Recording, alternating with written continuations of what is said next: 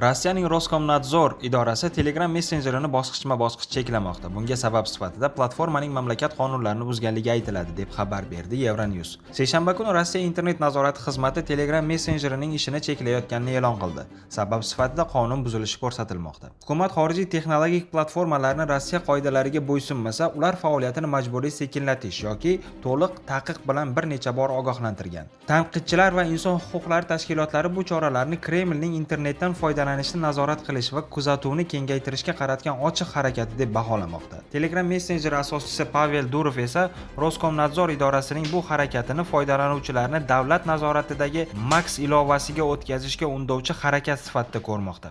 U nimagadir Max ilovasini nazorat va siyosiy so'z erkinligini cheklash uchun yaratilgan deb hisoblaydi. Telegram Rossiyada keng qo'llanmoqda. Shu jumladan hukumat va Kreml rasmiylari ham unda yangiliklar e'lon qiladilar. Roskomnadzor Telegram bilan bir qatorda WhatsApp va YouTube kabi xorijiy platformalarni ham nazorat qilishga harakat qilmoqda.